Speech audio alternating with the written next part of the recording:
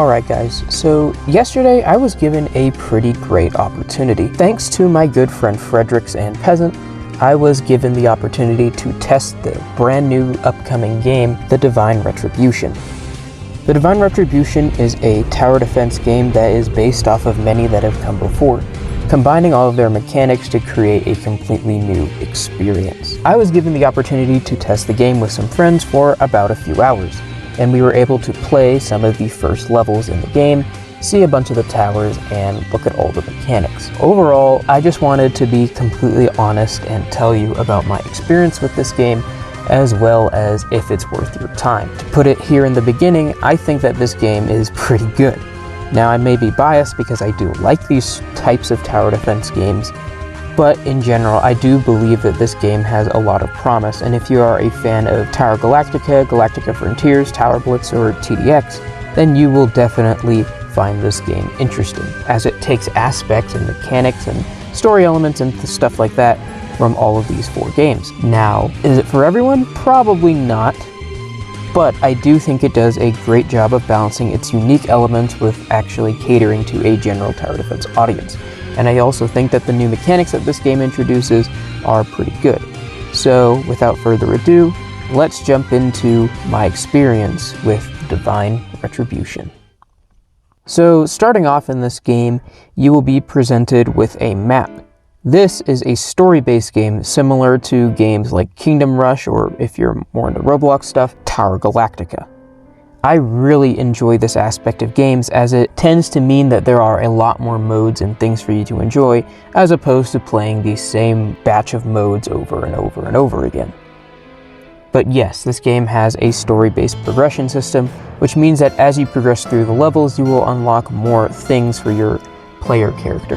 The player character themselves was pretty basic when we played, however, there are plans for there to be more things for the player to have, such as multiple different weapons, passive skills, and other things that I am unfortunately not allowed to mention. There are also a plethora of towers in this game, however in the beginning you are only given your basic unit.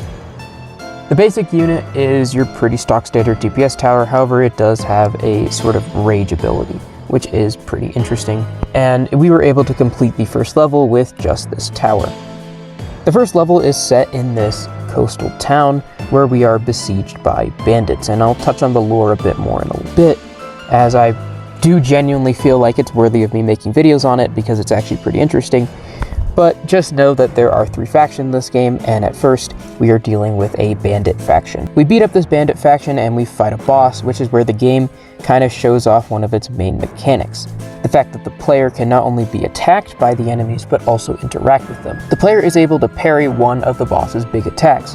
Where they throw a boulder at you, you can pull out your sword and deflect it right back at them, dealing a big amount of damage and giving your towers an opening to finish off the boss even quicker. With the boss packed up, we then moved on to the second level, which is set inside a large trench line.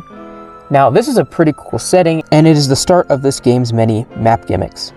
On this map, your trench line is being shelled by another trench line on the other side of the map. The goal is to survive and also keep your towers away from the shells, whilst also defending the line of enemies that are coming through your trench. In the end, we face off against this Unicorn Knight guy who he didn't really have too many unique abilities, to be honest. We kind of dispatched him pretty quickly, but he still looked really cool and he had a good presence. He is also an introduction to a different side, which is known as the Trench Kingdom, which is something that we'll be dealing with at a later level. The third, and definitely the best level, was this checkerboard, chessboard, castle looking thing. This castle level was absolutely insane. It was a good bit longer than the other levels, but it also had a lot more, I guess, mechanics to it. The level starts off as normal, with us being attacked by both the bandits and the Trench Kingdom simultaneously, as the two sides are also convening with each other. However, all hell breaks loose when a blimp makes itself known in the sky. Kingdom. I didn't realize you could hold shift to go slow, Twin. Mega Knight! Oh! Guys, look, Mega Knight. Whoa! Whoa! Whoa! Do you see it? I see it now. We're all gonna die. We are dead, dude. Whoa! Is that a bot? What? Yes, that's a blimp, dude. Deploying planes to bomb the player and the towers, and having the blimp just come around and bomb the whole battlefield.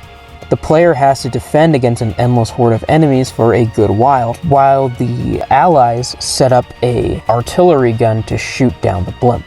Eventually the blimp is scared off and we are left with just the Trench Kingdom to deal with. Eventually facing off against this Doombringer looking boss guy who is really cool and has a lot of cool attacks such as cursing towers and units, which means that when they die they spawn a little soul dude after, and being able to throw his hammer at the player, which can ragdoll them and deal a good bit of damage unless you parry it. After that, that was pretty much the end of our demo experience.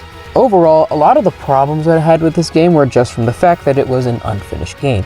I feel like the player character should be smaller in these sorts of games where you take damage, and also I feel like some of the bosses could have a bit more to them, but then again, I might be spoiled by games like Galactica Frontiers.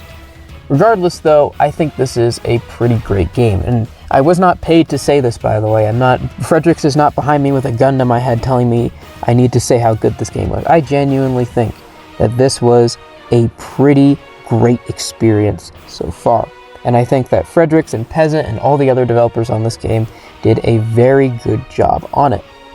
Now, should you play this game?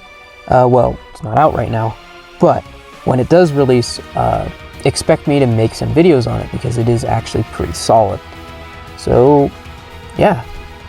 What do you think of the gameplay that I've shown? Think it's good? Do you think this game looks interesting? Let me know in the comments, and I'll see you guys all next time. Bye.